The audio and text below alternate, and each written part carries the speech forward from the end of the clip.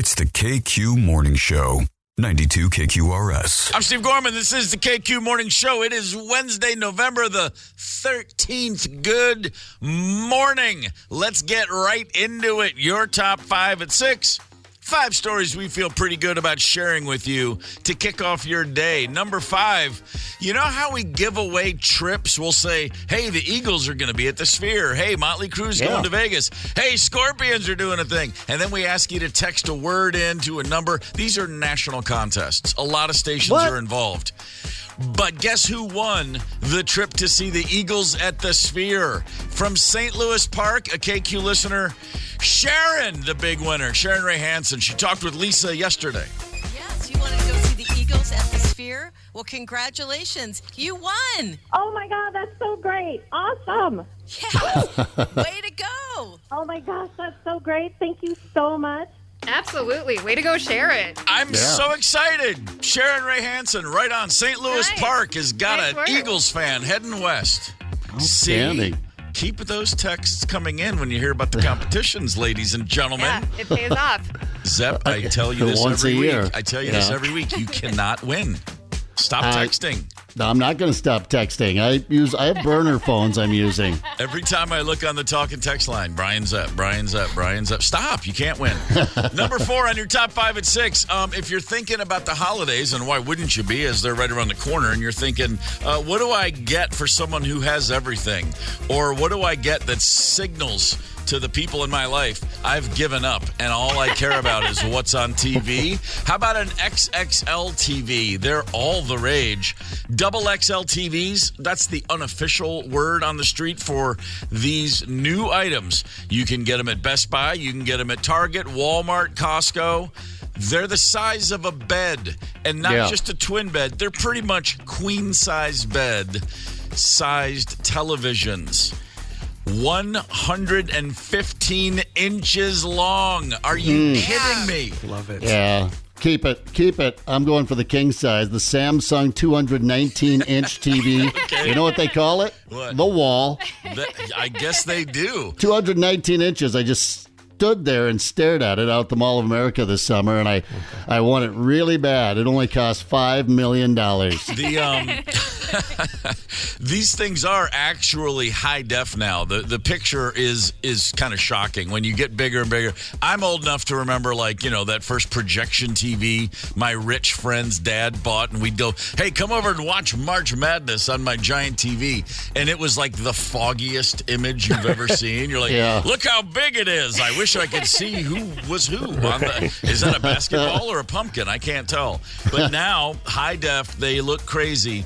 But if you're putting a queen-size bed on your wall, I mean, really, what are you saying?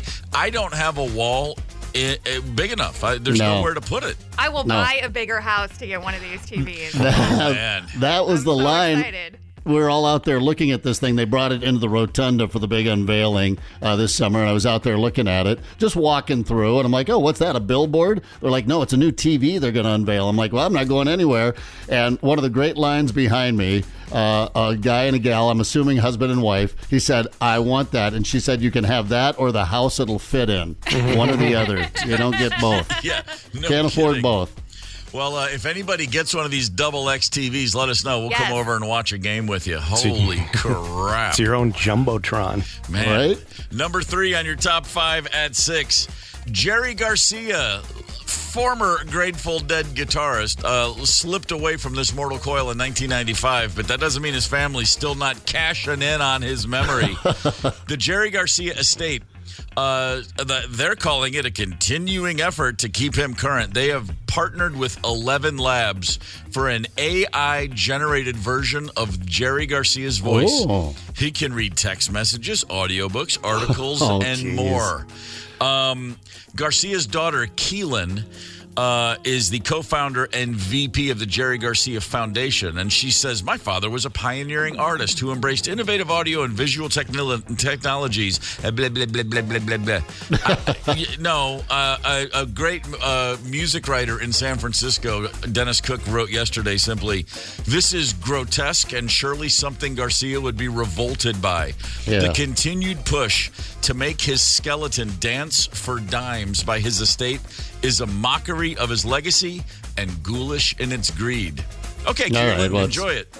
Yeah, a little overwritten, but Yeah, I hey. think I agree with the sentiment. And it's a great excuse to tell one of my favorite deadhead jokes. Please.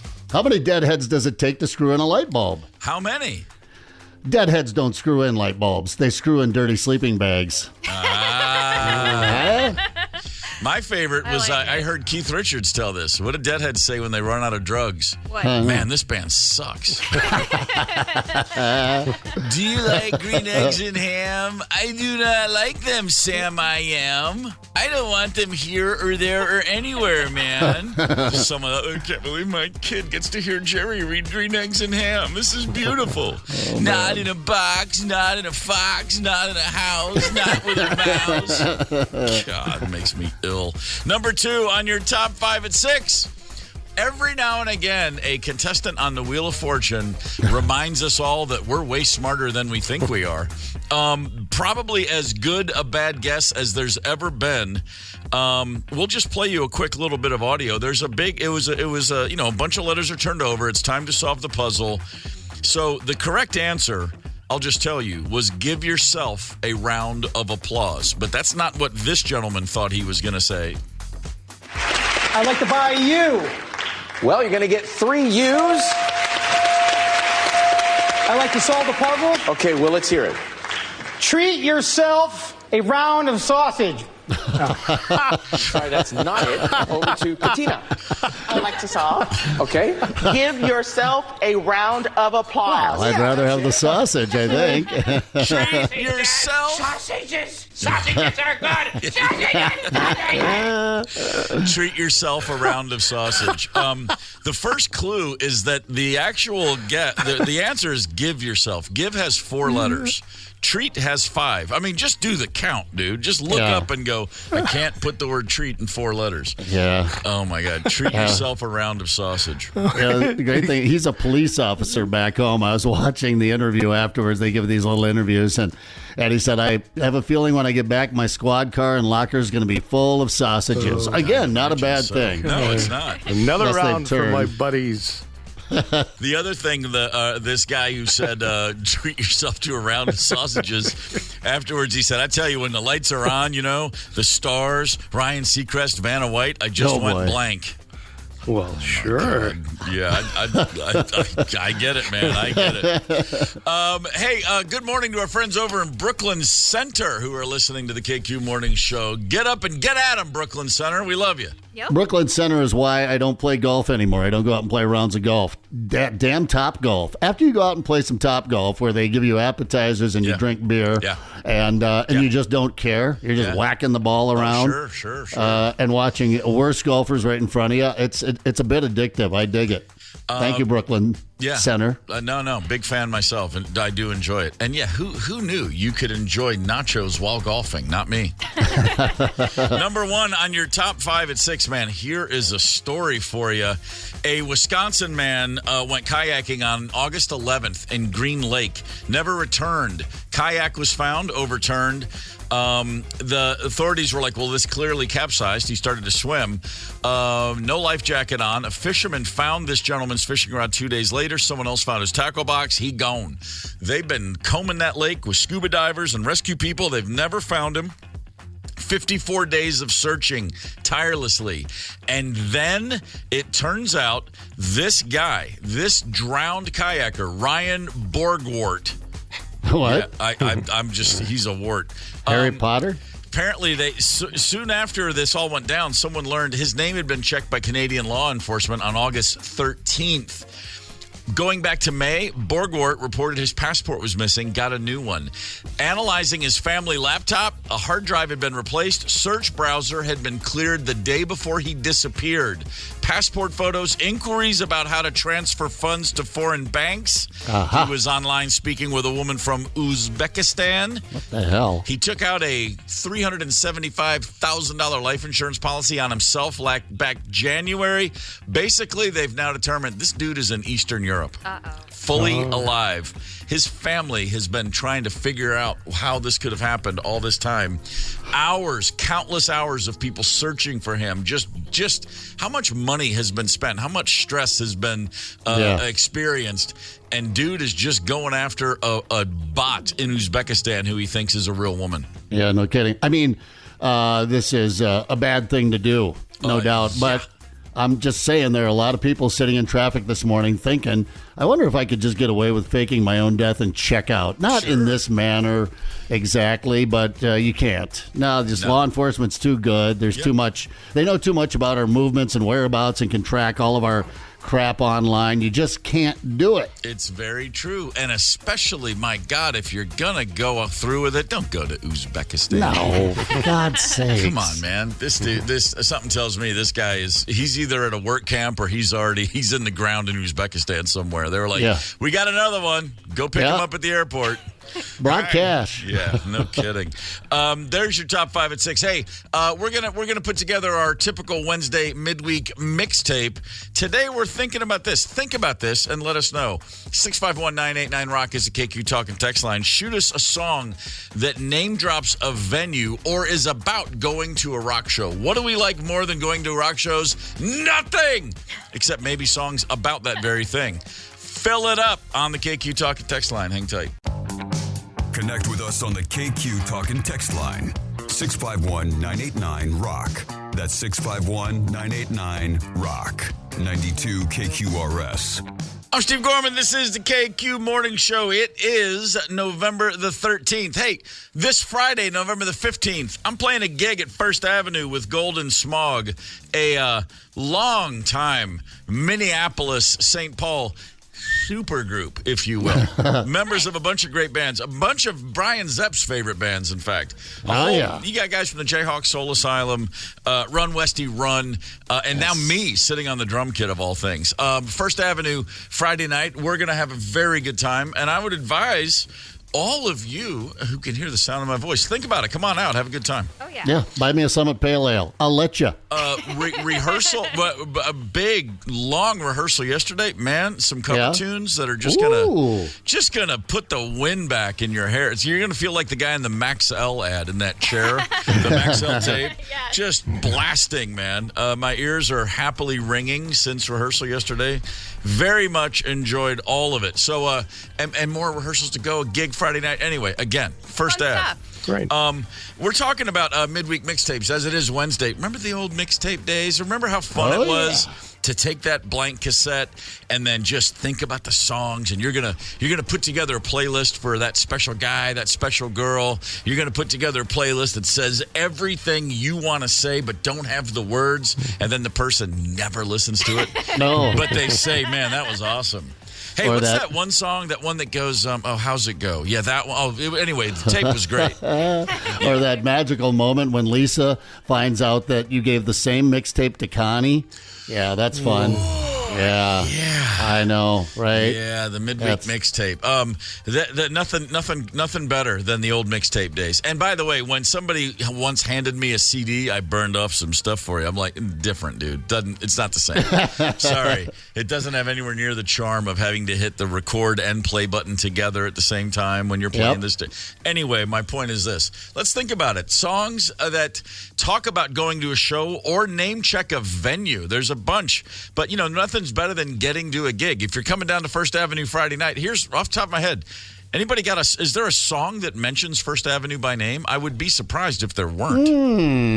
I mean, I don't know. It's one of the all-time rock venues in this or any city on earth. I guarantee you somebody's name checked it. We got to find out.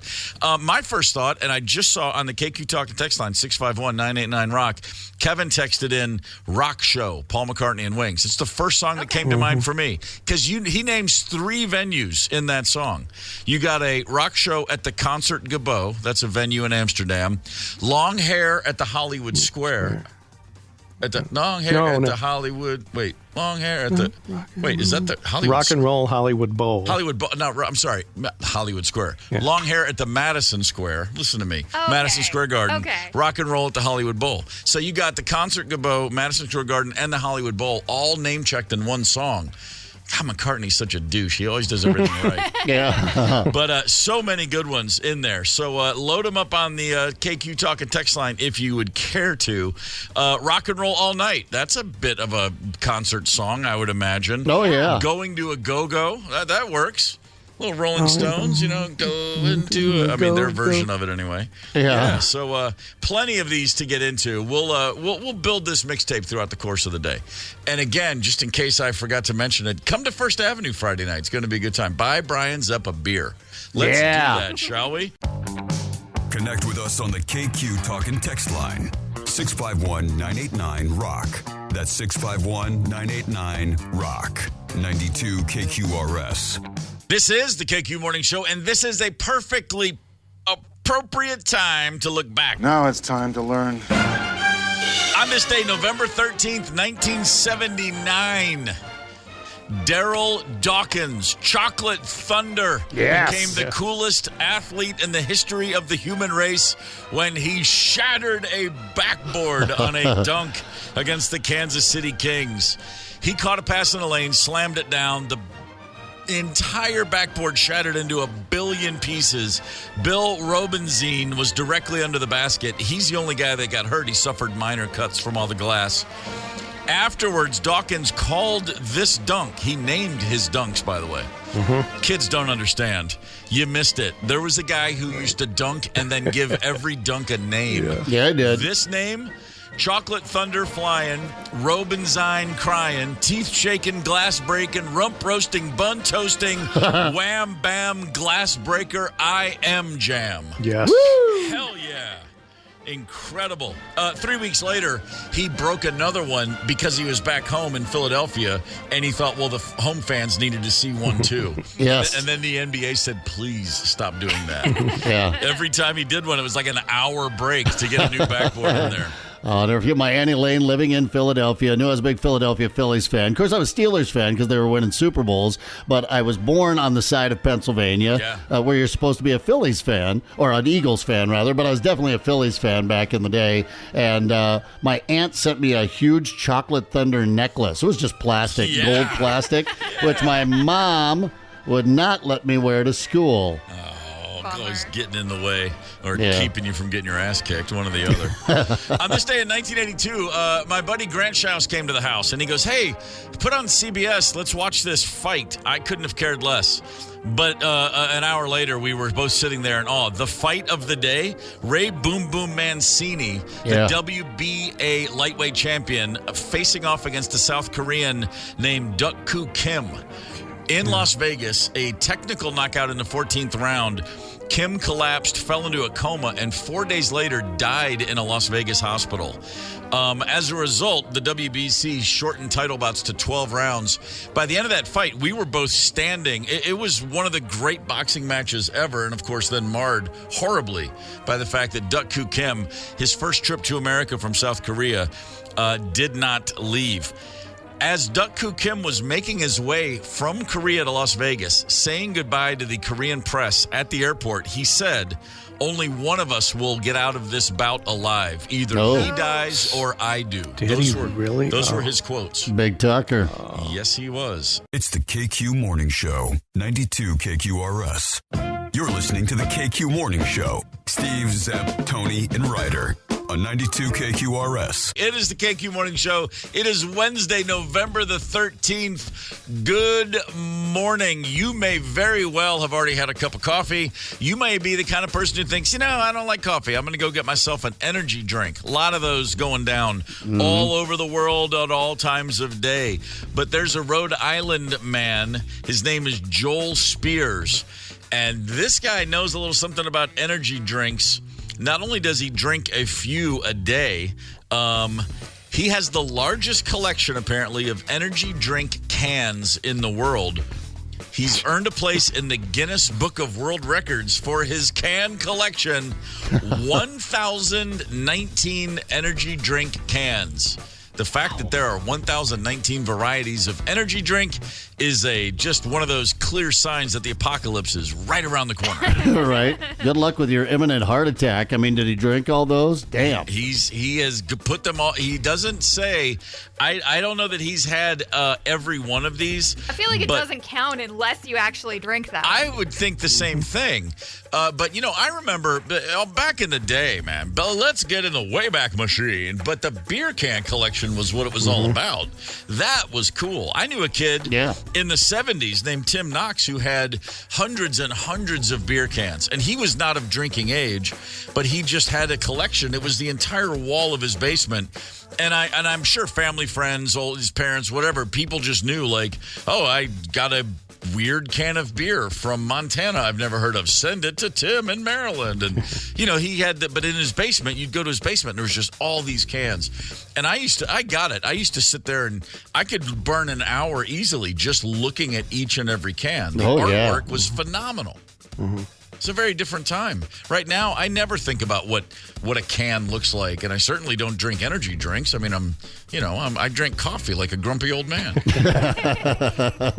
Yesterday, on my way to a rehearsal, 1 o'clock in the afternoon, I don't go for a Monster. I went for a black coffee. Start saving those cups. That's it. That's exactly right. I have more styrofoam cups than anyone. Yeah, with your name misspelled on them. Yeah, really. Why do all these cups say Sherman? I don't know. It's just more interesting that way. My cousin used to always say Foster. They'd say, "What's your name?" He'd go Foster, just like that, for whatever reason. He just loved hearing people go Foster, Frappuccino for Foster. He just thought that was funny. The dude in Rhode Island says, I never thought I'd have a Guinness World Record for anything. Yet neither did we, dude. Something tells me that everybody is shocked by that. He had to videotape the entire process. So he said he started by the way, he does come by it honestly. He started a YouTube channel 6 years ago to simply review energy drinks. That's the whole point. Okay. So, he cracks it open, he takes a sip and talks about, this has got an interesting bouquet. Oh, God. This has a bouquet of meth with berry flavoring. He had to videotape the whole thing. He took pictures of each and every can, itemized every single can. It took him a while, submitted it to the Guinness Book of World Records, and boom, they said, dude, you are in. By the way, in case you're wondering, what's his favorite energy drink? Swedish fish flavor. I knew it. From the Ghost energy drink people. Swedish fish. Yeah. Oh my God! Just saying that. Oh, sour candy and stuff. I can't do it, man. My kids eat those Sour Patch Kids, and I'd put one in my mouth, and I'd be shot for 2 days. Yeah, I can't do it. Oh, no, that's awful. Yeah, the beer cans is way cooler. I'm sorry. There's just no getting around it. The old, hell. Olympia and Schaefer and all those, brands you used to see all the time, and Stroh's and Schlitz. Come on, man. That was it. Well, I forget. I think it was probably 3 years ago. It was during the pandemic anyway, one of those stories. But some dude here in Minnesota has a Hamm's beer collection. Ooh. Over 4,000 Hamm's beer cans. Oh. Nice. 4,000? 4,000. Just Hamm's. Hamm's going back to the 1950s. I guess it was started in the 1950s. And he has a Hamm's beer collection that went back all the way to the 1950s. Yeah, that's pretty cool. That is pretty cool. Right on. My older brother Tom used to drink Budweiser and smoke Marlboro Reds because he was the all-American boy. Sure. And he for an art project, he made Warhol-esque, a giant Marlboro Red box and then a beer can out of wood. But the beer can, I gotta ask him, what was that made out of? It wasn't wood because it looked like just a giant can next to his giant pack of Marlboro Reds. And he was a high school senior, and nobody thought that was weird. Well, he's being creative. Yeah, it's he smokes Reds and drinks Bud. Cool. Yeah, right on. Hey, good luck in science with that science test this week. No kidding. It's just such a different time. Oh, remember the dude was earlier this year, I think, had the big Kiss collection? At least one of everything that Kiss produced. Now, think about Kiss and what they've marketed over the years. Unbelievable. I remember my grandmother, when I was a kid, collected those stupid souvenir spoons. So every time we took a road trip, we had to stop and get Grandma a souvenir spoon. And it blew my mind, and I was never more excited than when I found a Kiss souvenir spoon. Oh, hell yeah. Out on the road at a truck stop in the middle of frickin' nowhere. Grandma didn't appreciate it nearly as much as I did, but very cool. I've never been a collector. If I ever started a collection, I gave up soon after. I mean, it just isn't my mindset. I saw a woman who somewhere in the States, I don't remember where, but she has the largest collection of banana stickers. You know, the little sticker on your bananas. Oh, yeah, Chiquita, Dole, whatever. Right. She has over 21,000 banana stickers. Why? She just collects every one of them. She has gone to banana brand collectors meetings and stuff. Like, it was a whole thing. Like, there's a bunch of people that are obsessed with these things. I mean, is this just easier than going through personal relationships? I think it is. To try and make it work with another human being. I'm just checking out on human beings, and I'm just going to collect shit. I did have one idea, and I do regret, and will forever regret not following up, which was the first time I ever went on tour in 1990. I thought to myself, what if I just kept every hotel key I ever got? Yeah. Because and I'm thinking then I'll probably be in a few hundred hotels before the band breaks up. Or as it turned out, like 27 years of hotels. And if I had done that, if I'd kept every key of every hotel, that would just be an art exhibit. Just put them all on the wall in order, and you don't have to explain a thing. People would go, holy crap. And I'd go, yeah, that's why I'm like this.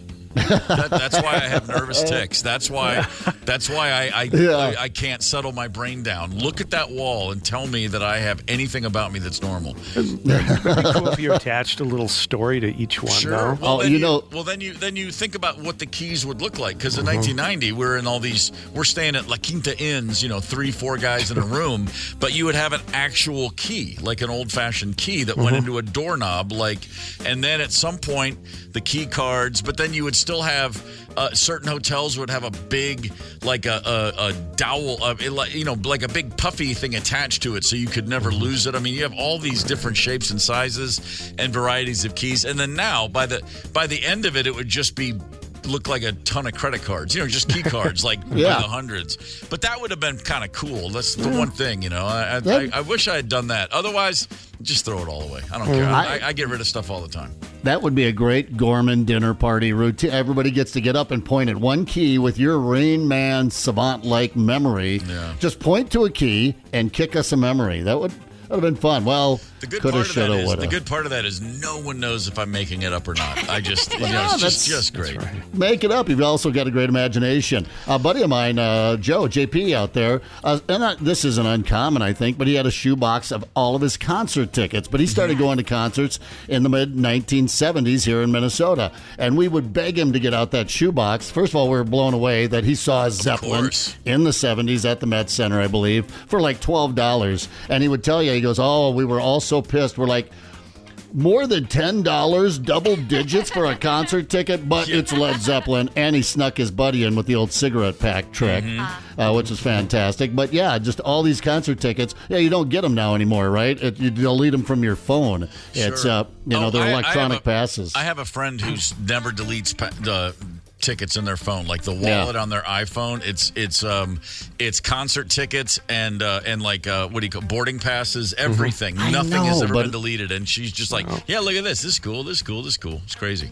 Yeah, I used to keep mine until there was, I was, just scrolling through my phone one day and then just got rid of them all. But it happens. Not as cool as the shoebox. I just did have a memory of staying at there was a hotel called the Knights Inn. A chain, a little purple castle turret was their little logo. K-N-I-G-H-T-S in the Northeast. And I wish I had the key from the Knights Inn in 1990, because we had 2 rooms. There was 3 guys in one room, 4 guys in the other room.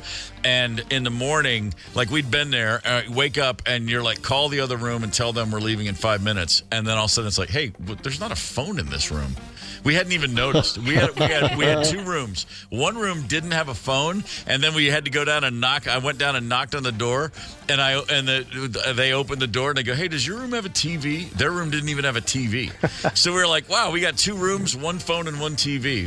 Like, man, this is not a great hotel. This is really we gotta work harder. We gotta get to at least where we can all have a phone and a TV in our room. Jeez, Pete. Hey, good morning to our friends in Minnetrista. Oh, yeah. Wow. Yeah. The only thing I know about Minnetrista is my kiddo Taylor lives out on the west side of the metro area over there, and she said I don't know, she was always trying to talk me into going to a farmer's market in Minnetrista.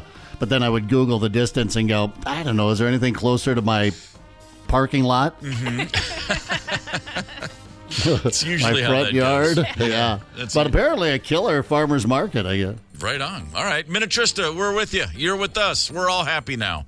I tell you who's not happy. A whole bunch of people who lost a friend in a kayak in August. Oh, I'm sorry. No, they didn't lose him as in he drowned, as in dude is faking his own death. This story is insane. Hang tight.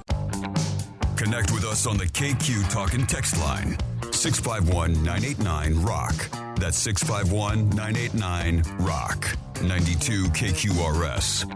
We've been talking about today being Wednesday. We got a little midweek mixtape thing happening. And we're talking about songs that mention concert venues or just mention going to the gig, if you will. Rudy texted in 651-989-ROCK. The Royal Albert Hall is mentioned in the song Speedy's Coming by the Scorpions from all the way back on their second album, Fly to the Rainbow, from 1974. Oh, yeah. Uli Rock on the guitar. Uli. I'll take your word for it. And then, of course, Motley Crue, Girls, Girls, Girls. This text, you didn't clearly specify the type of venue. Yeah. Okay. Lots of venues on there. They named 7 strip clubs. Those and are Girls, entertainment Girls, venues. Yeah, they certainly are. Yes. Dollhouse. Yeah, that's right. And Rocking in Atlanta at Tattletale. I lived in Atlanta when that song came out, and let me tell you something. Tattletale went from, it's a pretty good strip club to you had to be there. Everybody, let's go to Tattletale. And he sang about it in a song. Overnight, it was like, oh my God, have you been to Tattletale? And then before too long, they had the lunch buffet at Tattletale, and I've never been sadder in my life to think about people who go get lunch at a strip club. That's just me. And claim that's why they're there. Yeah, exactly. Yeah, that's the whole thing. I think didn't the Hoop Snakes? Deals What's that, Ryder? at the lunch buffet. Hell yeah, you can. I'm sure they can, but Yeah.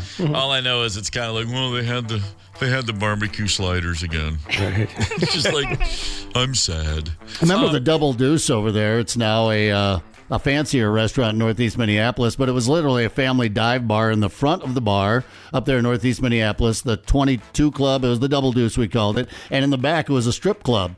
And I mean, it really wasn't that much separating them. Not like you went really through a door. It was just separated by a sliding curtain that was open most of the time. But it was weird. You'd get a burger basket or one, just a pizza out of the toaster oven, and then you'd go plop down there in Sniffer's Row, and that was just a unique experience. Sniffer's Row. Yeah. Oh, my God. The Double Deuce. We hardly knew ye. Yeah. Here's a crazy story out of Wisconsin. A guy by the name of Ryan Borgward was kayaking on August 11th on Green Lake. He disappeared. A kayak was found. His fishing rod was found. His tackle box was found. And for almost 2 full months, people were searching that body of water, searching for clues, trying to find this poor guy. His family, as you might imagine, devastated. Just the idea that, oh my God, this guy went out and he drowned in this lake and it's terrible. People were searching, as I said, they got the scuba gear. They're going through the lake. They've got all the tools, all the implements. It's hard to not find a body when you put 54 days of effort into it. They never did find the body. And at some point, a few people were doing some research and realized Canadian law enforcement checked out this guy's name on August 13th, 2 days after he went missing. Then they found out that he had renewed his passport in May. He reported his passport missing and got a new one. Then suddenly they started thinking, well, this is a little weird. They found out that Ryan Borgward took out a life insurance policy for $375,000 on himself in January. Mm-hmm. Then they go to the laptop. Hard drive had been recently replaced, but the search browser had been cleared the day he disappeared. Yeah. But they did find passport photos, inquiries about how do I move funds to foreign banks, and then a chat history. He's been chatting online with a woman from Uzbekistan. And now authorities believe he is in Eastern Europe, probably faked his own death and ran away to Europe to meet a woman in Uzbekistan. Ouch. Yeah. Yeah, that is nuts. I'm probably going to die mysteriously later today, and they won't find my body because I just Googled how to fake your death and disappear without a trace. And this guy did. First of all, it says don't. Okay. Don't do it. Yep. All right. That's number one. Yeah. Number two is understand the legal ramifications. But once you get past all that crap, this guy did a lot of things right. But here's the deal. Detectives have Google search too. Yeah, they do. And right. And there's just no hiding anymore, no matter what lengths you go to kind of cover your tracks. You'd have to live off the grid for so many years that was just a part of your lifestyle and then disappear. But because he did a lot of the things that they say here to do, and we'll see if they find him or not. But I think, Steve, you mentioned earlier that this guy's probably already in a shallow grave in Uzbekistan. I got a feeling that woman he was chatting with online, not exactly what he had in mind when he got there. No. Her name was, Uri, and he was 6'3" and had tattoos on his throat. Yeah, right. Yeah. Thanks for bringing the, what was it? $375,000 in cash. $375K, apparently. Or it went somewhere because it was a How life did he insurance policy. Yeah, how did he get the policy? It would go to his family, right? Yeah, that's right. Last I heard, you can't set it up to be wired to a numbered account Yeah. somewhere in the world. Well, If I die, send this money to this account, care of, don't worry about it. well, maybe he's being a little conscientious, I don't want to give this scumbag the benefit of the doubt, but maybe he's thinking, I give the little family a little something while I run off with my Uzbeki bride. By the way, the community question and answer on this article that I Googled, some fun questions here. What if I want to get married after faking my death? And then someone just popped in, what if I have a paper due tomorrow? Yeah. Definitely fake your own death then. Yeah, you definitely want to do that. You got to go. Two things you got to do if you wanted to get away with this. You got to go Shawshank Redemption, which means you got to start a paper trail that's decades long, where you have another identity, and then you got to go back in time to before the internet, when the Shawshank Redemption happened. I don't doubt for a second Tim Robbins and Morgan Freeman had a great time in Mexico for years and years and years and years. But that ain't happening now, man. You can't go anywhere. In the 90s, I remember being, Rosemary and I got married on St. John in the Virgin Islands, and we had spent a little time down there. We'd gone down a few times and met a lot of the locals, some great people. And it doesn't take too long before you realize everybody that moves to a place like the Virgin Islands, they're either on the lam, like from the law, or from a relationship, or from a failed something. It's great. You want to live there. You think it's paradise. But then you realize all the people that moved here, like, they've all got there's some burning stuff in the rearview mirror. You know what I mean? It's almost like, I'm going to head down and be a barback at 41. Yeah, well, make for some fun conversation at the bar, wouldn't it? I don't know. Oh, no. Nothing. Great characters. It's a great hang, but the more we got to know everybody, we were like, man, imagine being here all year long and then going, wait, so tell me that story again about you. So you were working, you had a can of Spam in one hand and a loaded gun in the other, and what happened? And now you're here? What is this? Just some of the craziest stuff ever. It's like the Virgin Islands or Alaska. Go to either place, and you got people who are like, how'd you find me? Yeah. They don't want to be found. Yeah, you definitely get that vibe in Alaska. Don't ask a lot. I have a buddy that worked for a radio station for years in Anchorage, and he said when they would give away concert tickets, people would call up and they go, hey, what's your name and phone number? And they would just hang up every time. Every time. Be like, I'll swing by and pick them up. Can you just leave them out in your mailbox in the parking lot? By the way, here's someone asked, if I fake my own death, can I take my dog? Tricky. Yeah. What if the dog has a chip? Then no. No. No. Oh, good point. Dog is. Could I burn a dead corpse to fake my own death with a suicide note, or is that too dramatic? You can't get it hot enough, man. It ain't easy to burn a body. I don't know that from personal experience. Anyway, changing the subject quickly. No, but here's another one. Check this out. In Tennessee, there was a fatal bear attack. A guy was out on a hike, and apparently the 911 call, a hiker who'd fallen off a cliff while running from a bear. And then he called 911, and when the responders got there, the gentleman had died from his injuries. Turns out, no. Another gentleman had taken this guy's ID. He had pushed a man off a cliff, phoned 911 as if he were the dead guy, saying, "A bear's chasing me and I fell." And now, by the time the authorities got there, he was dead. The whole point was he was trying to swap this. He was trying to steal someone's identity, like literally took his wallet, took his phone.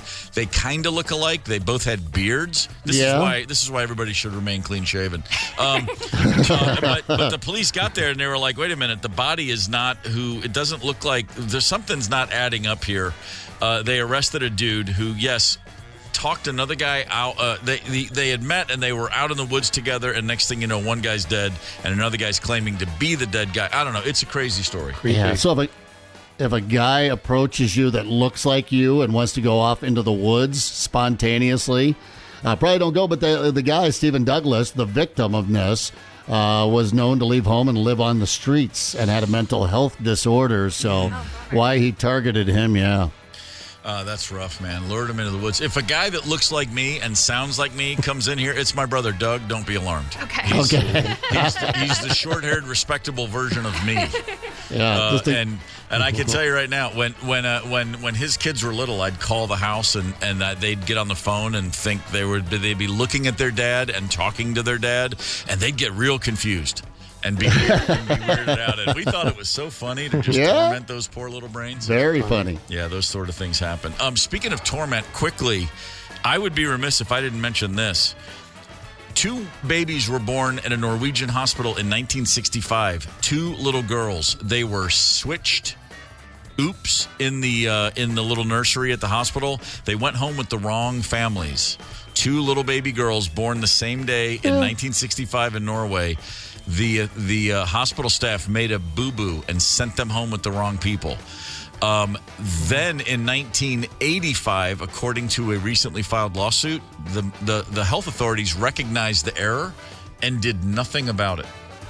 Well, at that point, that sounds like something a mom would just don't bother now. It's everybody's been raised, and they're one Norwegian baby's like another. Well, these Norwegian babies, Mona and Linda, found out about it. They are suing health authorities. They found out in 2021 when they were. So that means they were 56 years old, and suddenly they're told, "Oh, by the way, you're not who you think you are," and they're suing. The case goes to trial this week. How is there a trial? How is the hospital not just going, "Here's a blank check. Sorry, we just completely screwed your life up"? Well, they weren't wrongly incarcerated. They just got a little swapped to a different family. Hey, man, I'm telling you, just think about people who know that they don't know their birth parents. Adopted people still have that desire to meet their actual birth parents. No, we don't. Okay, and not all of us. But the number of people who do. I'm sorry, man. If I was 20 years old and somebody came up to me and said, "Hey, this is going to sound crazy, but you're in the wrong family," I would say I'd have a lot to deal with. But I'd say, "Well, thanks for telling me." The idea that someone knew and didn't let them know, that's the part that's the most. Yeah. I understand making a mistake. Man, covering it up for all these years since 1985, just hand them a blank check, man. Those women, I can't imagine they're not going to get all the fresh fish they'll ever need for the rest of their lives. I don't know. What do they eat in Norway? They're big fish over there, right? Yeah. Huge. Oh, yeah. Really into the fish. Really into the fish. Yeah. I did hear a guy, an adult person looked me in the eye dead serious and said, "I had a fillet of fish in Norway. It was better than over here." I bet it was. If you say so, Chief. Yeah. If you say so. It's the KQ Morning Show, 92 KQRS. It's the KQ Morning Show. Steve, Zepp, Tony, and Ryder on Minnesota's classic rock. 92 KQRS. On November the 25th, the Winnipeg Jets are going to be at the XXL Energy Center against our Minnesota Wild. We've got a couple of tickets right here, and we would love to give them away to you. So why don't you get on the phone, call the KQ Talk and Text line, 651-989-ROCK. We will take callers 9 and 2. You will compete in a game. You will be at the mercy of the whim of Tony Lee of St. Paul, Minnesota. Of the St. Paul Lees, and you will play a game, and if you win that game, then by God, you will go to see a hockey game on us. So call in right now, 651-989-ROCK, callers 9 and 2. And by the way, I would be remiss. I would feel remiss if I didn't mention you can find the KQ Morning Show podcast anywhere you get podcasts, anytime you want. That podcast sponsored by, wait for it, Devani's Pizza and Hot Hoagies. Oh, yum. Yes. Yeah, just go strap on a feed bag at Devani's while you're at it. In the meantime, hey, Zepp, how about Good Morning Shakopee? Good morning, Shakopee. There you Turtles Bar and Grill. Oh, Just there not too long ago. Yeah, isn't that a great spot right there in the corner downtown? That sounds like a name of a podcast. Good Morning Shakopee. We can just talk about anything, but we'll just pretend we're in Shakopee, even though we're in Minneapolis. Right up Then the you street, would be, you'd be broadcasting from Turtles. Let's do it. All right. Well, I mean, it's just yet another $1 million idea, the kind we just spit them out like watermelon seeds around here. One of these days, we're going to take full advantage of that. So the Winnipeg Jets playing some really good hockey. Minnesota Wild playing some really good hockey. So so far, so good. This is turning out to be the game you're going to want to see. We have 2 callers locked and loaded. Tony, what sort of game do you have up your sleeve today? Our fine humans are going to be playing this. Yeah, we're playing Shock the Goalie. I think Gus could use a shock every once in a while. Having a good season, but every once in a while. So we are testing your supreme knowledge, your ability to guess is what we're doing. Today we're testing your hockey trivia skills. So what we've done is strap a random goalie to a metal chair right here in the studio. We're going to give you statements, and you guess true or false. Get it wrong? Well, shame upon you. But get it right, and you get to send 2,000 volts of electricity into the unfortunate goalie himself. So we have 5 quality statements for each.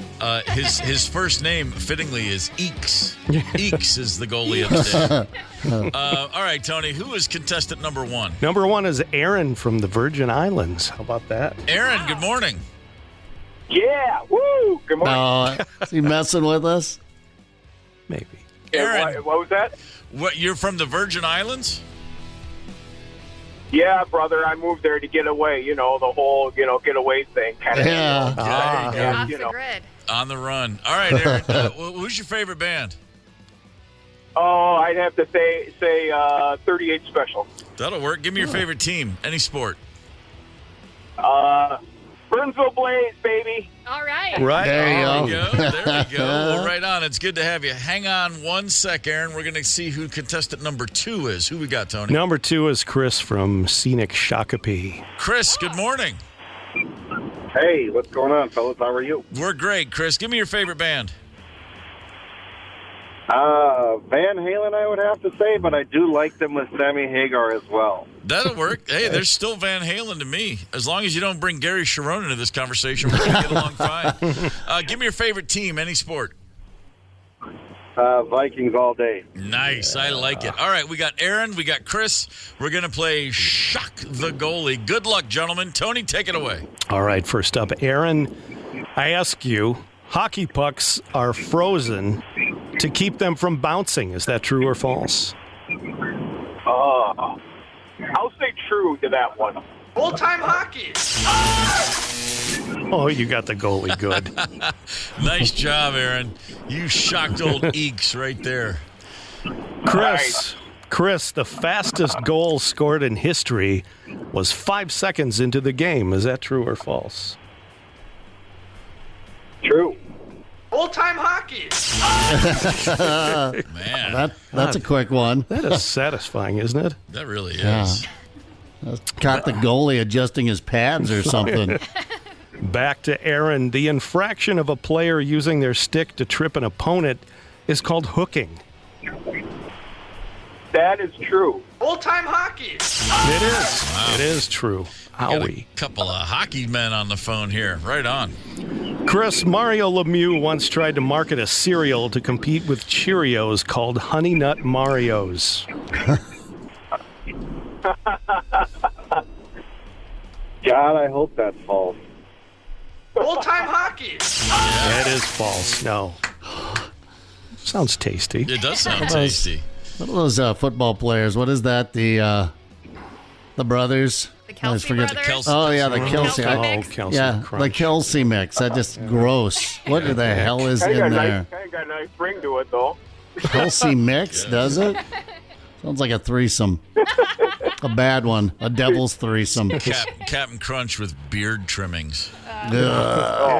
Oh, man. Sorry. Thanks. Brutal. All right, next one. Who's up? Aaron Back there. is up. We're 2-2. 2 for 2, both you guys. Aaron, the word puck is an acronym, an abbreviation from the initials of the term played under certain conditions. True or false? Oh, wow. I'll say false. Old-time hockey.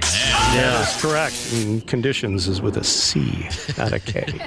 Tried to trip you up, but to no avail. You're just too wise. All right, next up. Keanu Reeves, Patrick Swayze, and Rob Lowe starred in a hockey-themed movie titled Youngblood. That is true. Old-time hockey. Yes. Oh, I missed that one. That was brilliant. Aaron 3 for 3, Chris 3 for 3. We are rolling, gentlemen. Next, Man. You're up, Aaron. Aaron, my man, the NHL mascot for the Calgary Flames, Harvey the Hound, was arrested for assault in 1994. Oh, boy. Oh, he might make me be going to the Virgin Islands or Alaska, just saying, but that would be true. Old-time hockey. Yeah, true. Got him some street cred. That rascal. Do we have any details on that arrest? What was I it? don't- Probably just groped a fan, Yeah. in a way that he didn't intend, or No, I don't know what happened. It was a fight, wasn't it? Could have been. Man, can you imagine fighting a mascot? Harvey the Hound. How do you Yeah, know too where to much punch? Yeah, too much protection. They almost got into it with the Jags mascot. The Vikings defense on Sunday. Oh, that's right. Yeah, that guy was right there in the scrum. Yeah. Mixing it up. All right, Chris, let's do this. Hey, Chris, the movie Slapshot was a historical documentary from filmmaker Ken Burns. I've seen it 100 times. I don't think that's a documentary, though. No, that's false. Old-time hockey. Yeah, not very realistic. Man. These guys are rolling. All right, Aaron. I know, they're hot. Aaron, early hockey pucks were originally made from frozen cow poop. Oh, boy. That's false. Oh, I'm very sorry. Remember Man, Canada. what a streak, yeah. Canada. Man. The only reason they had cattle. They didn't want milk or beef. They just needed hockey pucks. Man, all right. We've got our first Achilles heel shown. Aaron is 4 for 5, which is still damn impressive. All right, Chris is up. Chris, this is the last one here. Hockey players are 10 times more susceptible to suffering from eczema, seborrhea, and psoriasis because of their tendency to favor sporting longer hair. True or Say false? the last part, sporting what? Longer hair.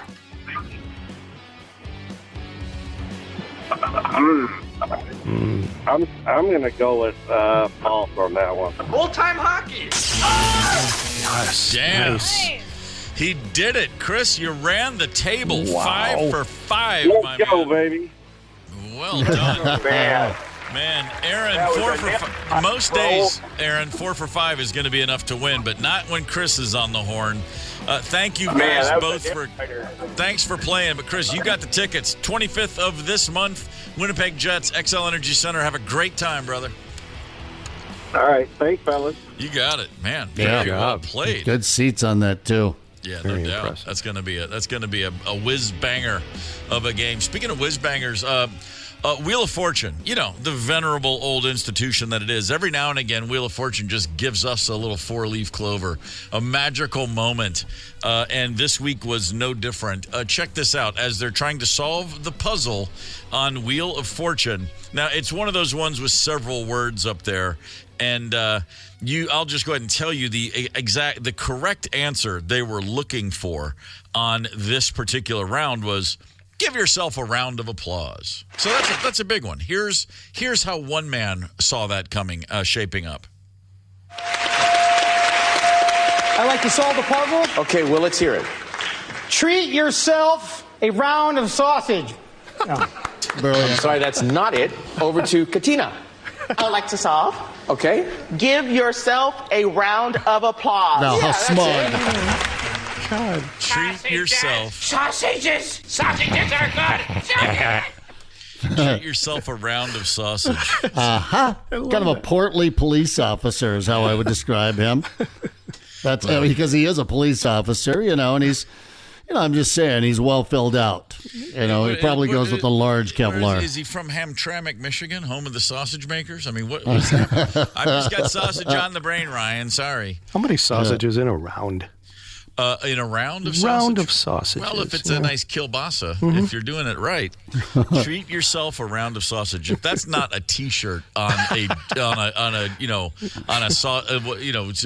Jimmy Dean needs to rock the "Treat Yourself a Round of Sausage" T-shirts here soon. My gosh, I love that. And just the confidence. Treat yourself a round of sausages. Yeah, absolutely fantastic. I love it. Hey, we all love to, sit back, have a sip of a beverage, a cocktail every now and again. Do you like loud music? Do you like quiet rooms for conversation? You might be surprised to know how much that impacts the amount of alcohol you are imbibing. Hang tight. Connect with us on the KQ Talk and Text line, 651-989-ROCK. That's 651-989-ROCK. 92 KQRS. I hear that song and I always think about, Diamond David Lee Roth. What were you thinking? He didn't want Eddie Van Halen to play keyboards. Said, nah, we're not a synth band. We need to rock. And then Eddie said, but what about this song, Jump? And it was the biggest song they ever had. And then next thing you know, Dave's out of the band. But don't And argue. He was right. Don't argue with Ed. I mean, seriously, you're not going to win that argument. I know. There's only one Mozart in the band, and it wasn't you, Dave. I know. He was the greatest, but I agree with Dave on that. I mean, Van Halen was just never really... 84 was the greatest album. It's huge. It was massive, but Van Halen was better before that. Okay, but you can't beat it. You can't win with Eddie Van Halen is what I'm saying. No, it doesn't matter. No. Ed wins the argument every time. Yep.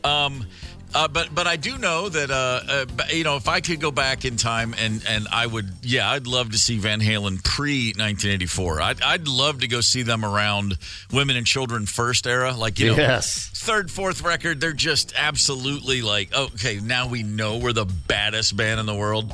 I would imagine those would be anybody that was seeing the band at that time probably doesn't remember too much about it because you're just blinded by the light show. You're listening to Eddie play for 90 minutes. You're watching Dave jump around. It ends, and you're like, "What the hell just happened?" I mean, how do you even process Van Halen in the early '80s? I'm not really sure.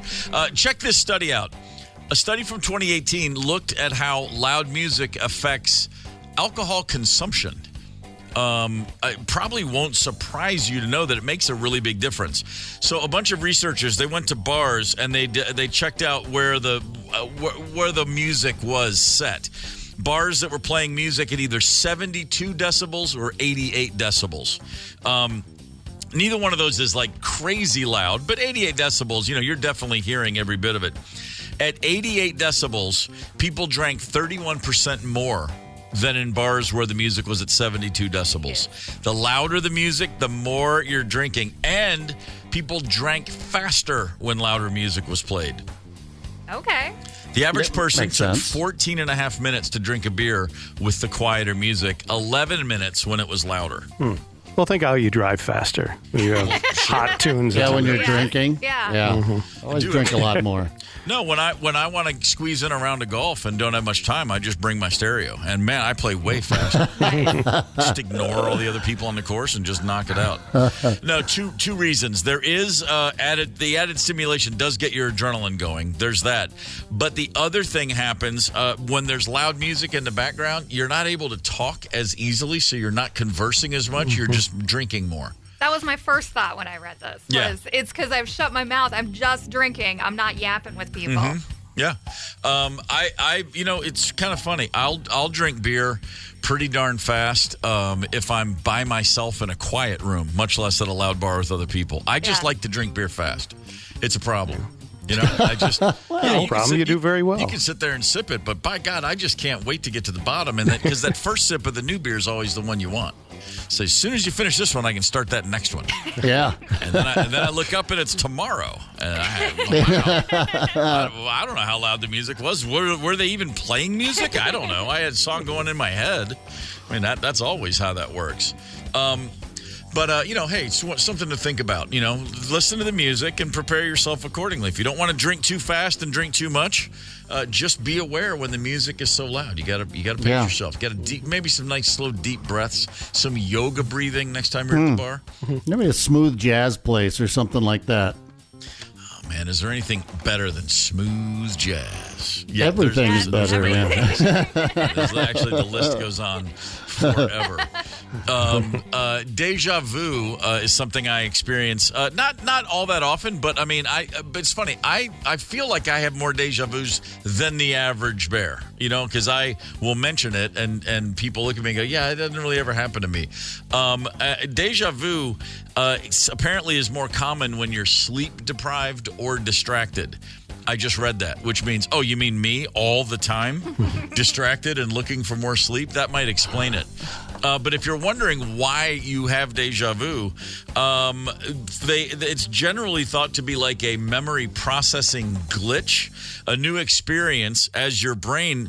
I look at your brain like a filing system, and so you have the place where your memories go, and a new experience actually just is put into the memory file as opposed to the this is happening right now file. Like it's just like a little glitch, like a little weird thing that happens in your computer sometimes, bypassing short-term memory.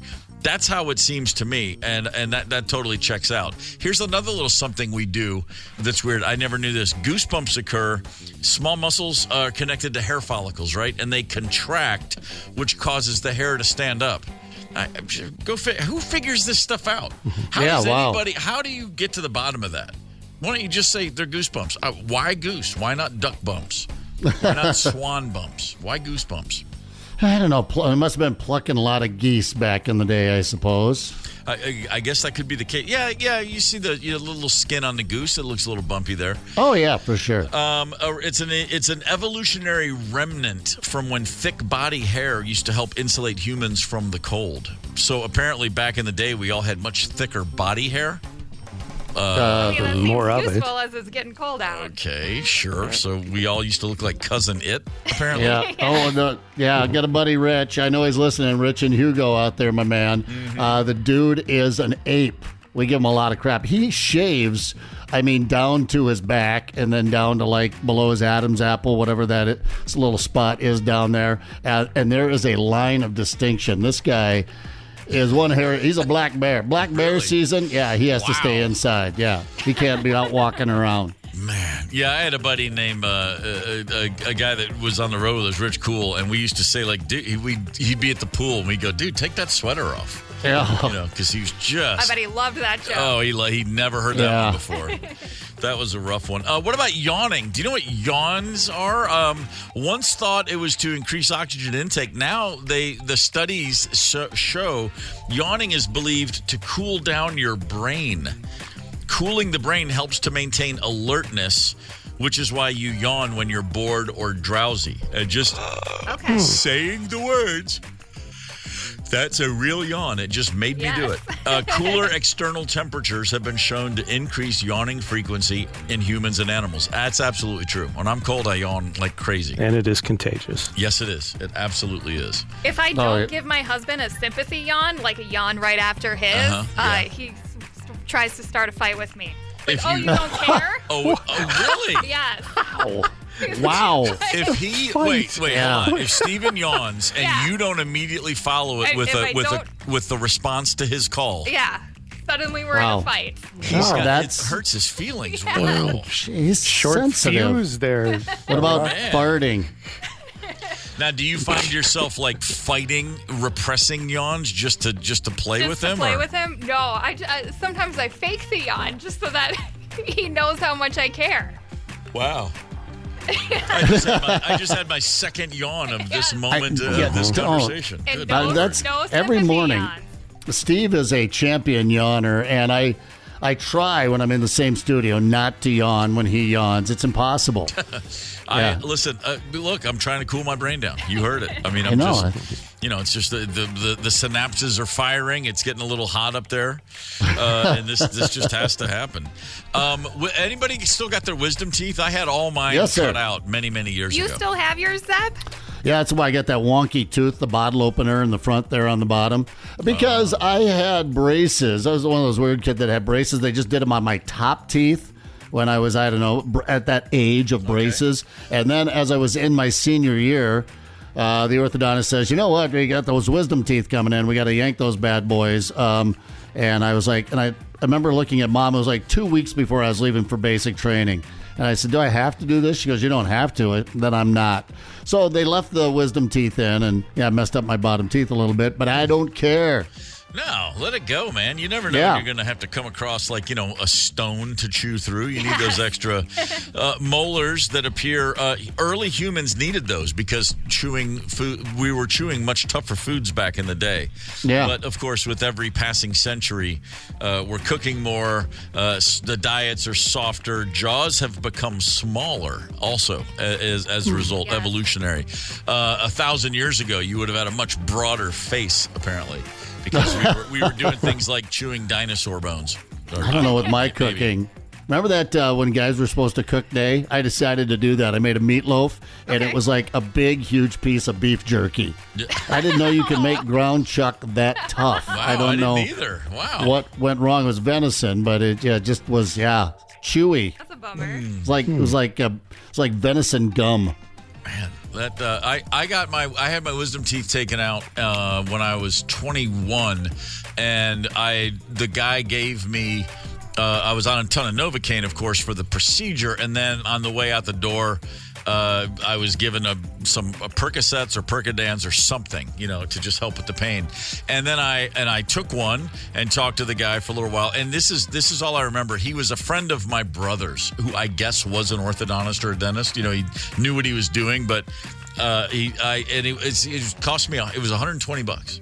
I mean, what was happening? I don't even remember. I'm a senior in college. My brother goes, "Oh, go see this guy. He'll take him out. I'll charge you $120." I'm like, okay. I don't know where I got $120 from, but I do remember that I borrowed my friend's car to take myself there, and then I was driving home, and I was not a pill guy at that time or any time in my life, and I'll never forget the sensation of realizing I am so high I can barely function, and I'm driving my friend's station wagon back to the door. Like, whoa, this is how quickly the pills come on. All right, fair enough. Yeah, pulled into the parking lot, sat in the car for what felt like 6 hours, just making sure I could walk 30 feet to the door of the dorm. That was a day and a half right there, man. Definitely way out over my skis. First time taking that kind of a pill. But Ryder, you have your teeth were taken. I didn't get mine out until I was like 30, though. So it was actually like a huge kind of ordeal or whatever. They yanked all 4 of them out because I had some other one coming in crooked or some junk like that. It was the first time I was on steroids. It did not go well. Oh, really? No, yeah, I got so pissed, like the roid rage, and I'm all swollen. I can't swallow. Oh, man. Miserable experience. Got any pictures? We'd love to see what that looked like. A buddy of mine picked me up from the surgery and said that he was going to do the videotape thing because I'd be so out of it. He thought it'd be hilarious. Yeah. Cannot find the video anywhere. Oh. No, you liar. No idea. Yeah. It's on the dark web. I'm going to go find it. Good. Send it to me. That would have been a good time. I like the idea of you going through roid rage. I was real unhappy. How many push-ups? Swallow any of the How many drugs. push-ups could you have knocked out if in a pinch when you're on the roids? Rage? Oh, let's say 55. Okay. Wow. Yeah. Holy I was smokes. real unhappy. Yeah. I'm asking because the Mayo Clinic posted the number of push-ups people who are in, quote, good shape should be able to do at each age. Uh-oh. What do you think about this? Okay, so 55 years old, you should, if you're a man, without stopping, you should be able to do 12 push-ups. That's all? That's it? all. Yeah, I can do that. Yeah. That's great. Well, hold on a second then. I'll have another beer tonight. Yeah. I thought I was going to say 50 or something. I could eat like 12 push-ups. If you're 25 years old, women should be able to do 20 push-ups straight without stopping. Men should be able to do 28. 35, it's 19 and 21. It goes up and up. But yeah, 55 years old, 10 and 12. 45 years old, a woman should be able to do 14 push-ups. If you can, then you're in. They say that's good. That's a good line to get Those to. are girl push-ups, though. Your knees. They don't ever come all the way down. Well, I mean, 65 years old, 10 is the number. Just get 10 good That's push-ups. it? That's it. last year we had the story, the 60-year-old dude out of Florida broke the world record for the most push-ups in an hour. You guys want to take a guess? Remember? 3,000. Yeah. An absurd number. 3,264. Yeah, no. Okay, well then, Damn. well he's In an hour. definitely, according to the Mayo Clinic, he's definitely in good shape. And he was in a pool of his own vomit. 10 push-ups being the line, it makes me think the Mayo Clinic is literally a mayonnaise clinic. Right. If that's all. I did push-ups in my own urine once. That's a Veterans Day story for you. I didn't get in there. Yeah, snuck off to a little carnival on base save it when I for wasn't Christmas supposed to. time. All right, you're right. I will. Oh man, I'll never forget that. God, you It always was know raining it's like, out. It's like it's like I just hear silver bells in the background, and Zepp was doing push-ups in his own pee. It was just I don't know. It was like the gift of the Magi all over again. It's magical. It really was. Hey, speaking of magical, Trans-Siberian Orchestra is bringing their holiday hits on tour, and you could go see them in the city of your choice. Pick from, I don't know, Phoenix, Tampa, Nashville, Atlanta, wherever you want to go on this tour, you can go. It's your call. One winner is going to score 2 premium tickets to the TSO concert of their choice. Plus, of course, round-trip air, a 3-night hotel stay, plus a $1,000 gift card. Good gracious. Text the national keyword drums to 95819 for your chance to win. The top 5 at 9 coming up. Hang tight. It's the KQ Morning Show, 92 KQRS.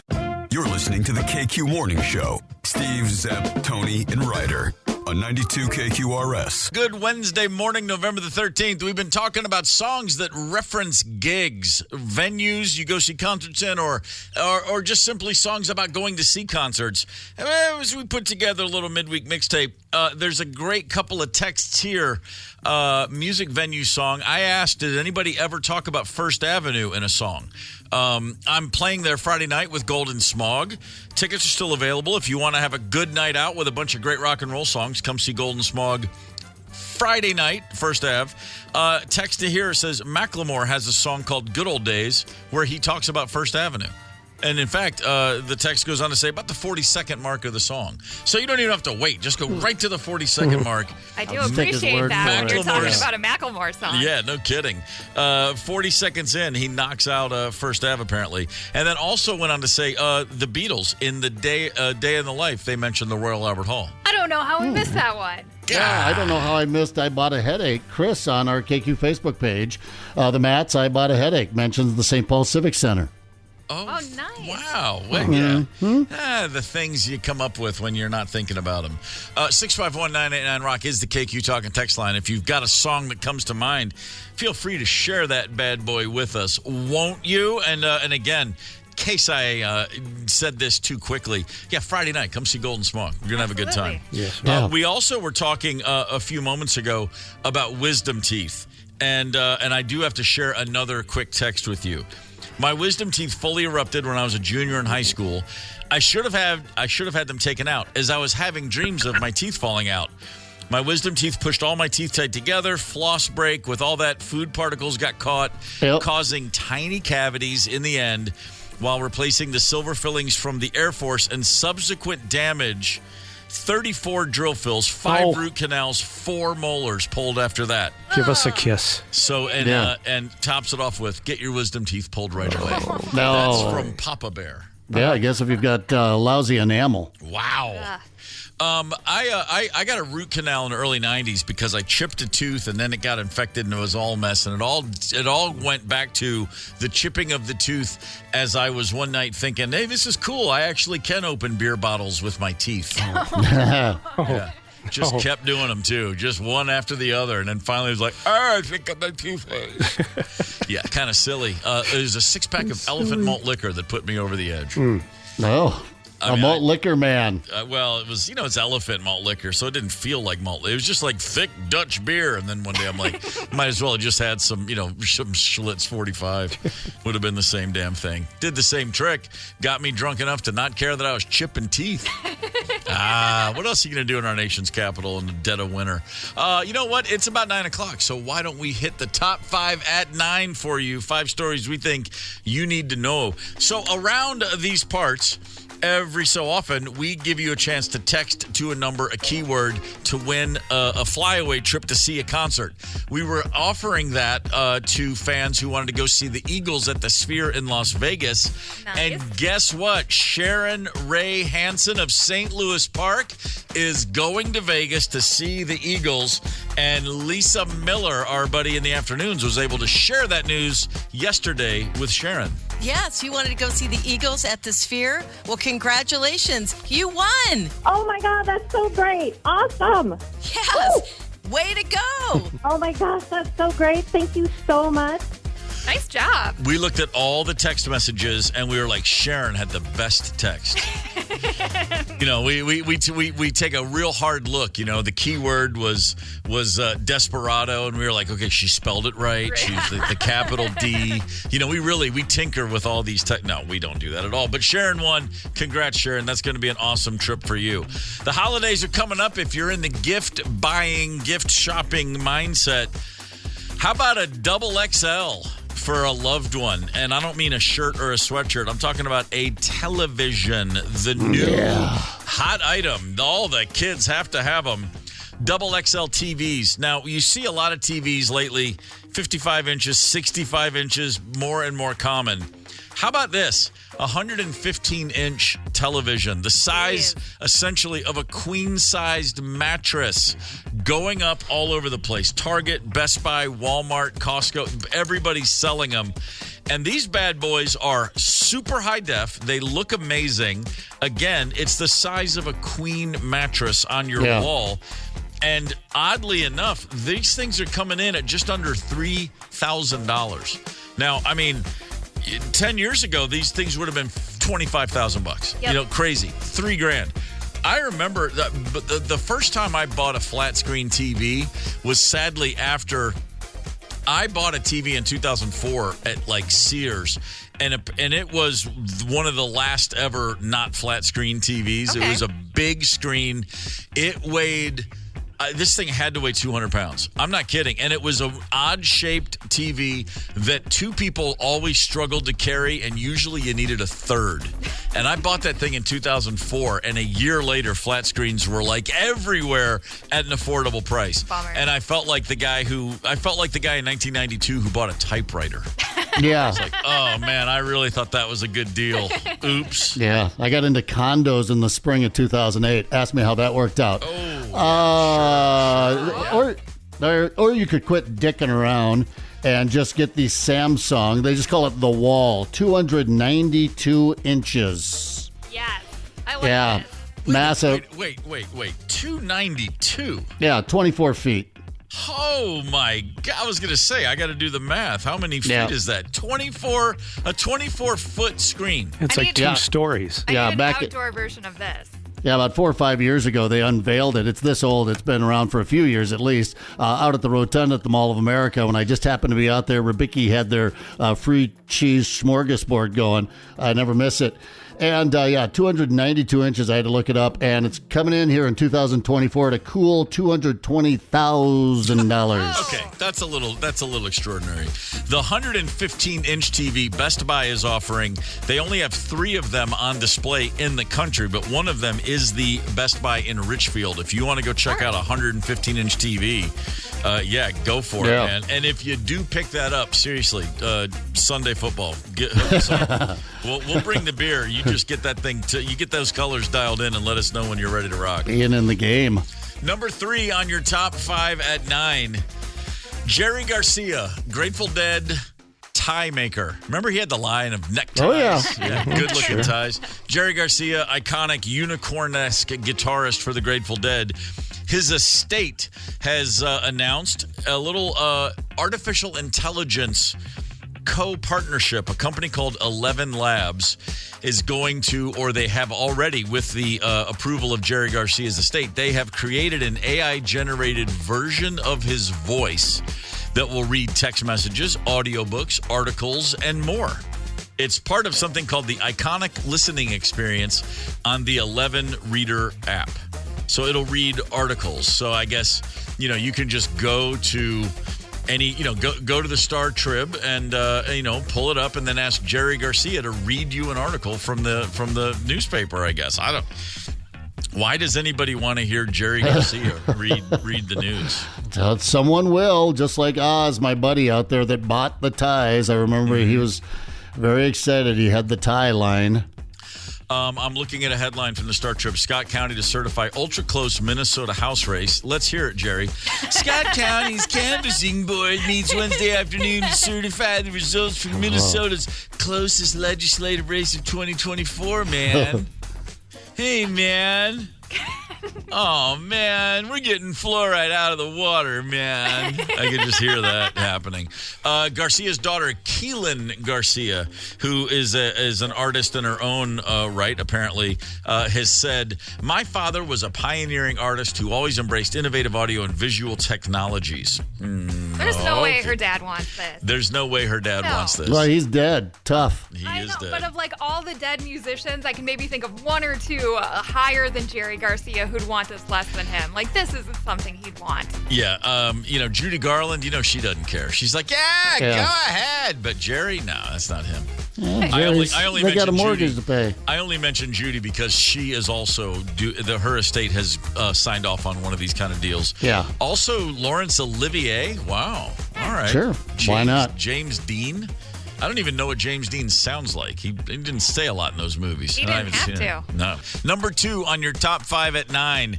If you are a big fan of the Batman Dark Knight trilogy, I got some good news for you. Well, okay, if you're a big fan of the Dark Knight and you got $3 million laying around, really good news.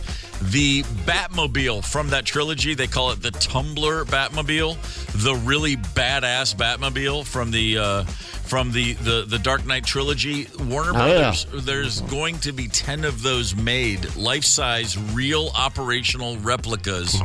They're not street legal, but there will be 10 of those made. They're 15 feet long, 9 feet wide, 5,500 pounds each, a little 2-seater with 525 horses under the engine. Come on. They're going to have a smokescreen delivery system, imitation gun turrets.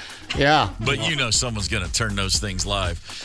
They will, quote, have jet engine simulation, but no flames. The bodies are made from Kevlar, carbon fiber, and sheet metal fiberglass. 10 will be made, $3 million per. Yeah, it's going to be very cool, crypto nerds. Still not going to get you laid. Yeah, no, I know. There's someone out there who's like, this Tesla truck hasn't helped with the ladies at all. Maybe I'll get the Batmobile. BruceWayneX.com. That's where you can go. Right. And they have, not only that, they've got a whole bunch of other crazy prices on a bunch of things you do not need. And from the look of it, I don't think anybody would even want, but what do I know? Hey, how about this real quick? West St. Paul, good morning to you. I hate doing shout-outs to St. Paul. Lived in 3 different St. Paul neighborhoods over 8 years. Yeah. I have no idea what neighborhood I was in, ever. I don't know. The West St. Paul Bingo Palace. That's got to be in West St. Paul, right? Every time I mention a place in St. Paul, they're like, that's not West St. Paul. That's East Northwest St. Paul. Tony, you're the St. Paul guy. Oh, my God, so full of character. West St. Paul, though, you get yourself some fine Mexican cuisine. Oh, yeah. El Burrito Mercado. Oh, yeah. Yeah. Market and restaurant. Yeah, there's some fantastic places. Oh, I know exactly where that. I've been there. Yeah, absolutely. Tip of the sombrero. Yeah, driving around, just discovered it one day last year. Like, hey, look at that. Yeah, that's right. Boca Chica, is that where that's at? Yeah, over that's there West too? St. Paul. Sure. Oh, yeah, all right. I still, look at me, I'm still like a kid at Christmas when I actually have. I've been there. Oh, my God. I know what you're talking about. I've driven through there. Yeah, it was great. I'm still discovering the majesty that is West St. Paul. But anyway, good morning to all you guys over there. Our number one story on your top 5 at 9. A bizarro story from Wisconsin. A gentleman named Ryan Borgwart went kayaking August 11th on Green Lake, never came home that day. Deputies found his kayak. They found his fishing rod. Someone else found a tackle box. Long story short, they were like, oh, man, Ryan clearly had a little accident on the water, and he must have drowned. And so the search began. They covered that lake tirelessly. A team of divers using sonar equipment, a remote-operated vehicle. It's like an underwater drone with lights, cameras, checking all the target areas. They never found a body. And it's not such a big lake that they didn't feel very confident they would recover his body. Days and days, weeks and weeks later, they finally said, look, he's not in this body of water. This is not what's happening. Then they start doing a little research into Ryan Borgwart, and they realize, he got a new passport in May after reporting his actual passport missing. Family laptop was analyzed. Hard drive had recently been replaced. His search browser had been cleared the day before his disappearance. There were new passport photos at his place. There were online inquiries about how to move funds to foreign banks. He was talking with a woman in Uzbekistan. A lengthy chat history, apparently, with a lady, in quotes, from Uzbekistan. Something tells me it's a mafia member over there. But yeah, the beard and an AK-47. Yeah. Information from the computer has led authorities to believe he's not in the lake. He's not in Wisconsin. He's probably, in fact, in another country. This guy faked his death and blasted over to Uzbekistan, where he is questioning a lot of his life decisions right now, I would be willing to bet. God, I know it. And what makes it even sadder is just the news story I saw this morning on KARE 11. His entire family misses him. They just want him back still. Just want him back. Well, I'm sure they want to have a little chat, if nothing else. Dude, you can just say, hey, I don't like any, I got to get out of here. I'm leaving. Just sorry. Yeah. I mean, the idea that you're just going to blast on out of there. I mean, I'm curious. I wonder, he's probably in Tashkent. Could be in Munyak, or maybe actually Kiva. I'm just trying to think off the top of my head. I'm thinking of all the Uzbeki cities. There's Termez. No, you know what? I bet he's in Zamin. I bet that's where he is. I'm just sorry. Uzbekistan's a place I spend a lot of time thinking about going to, but I've never pulled the trigger.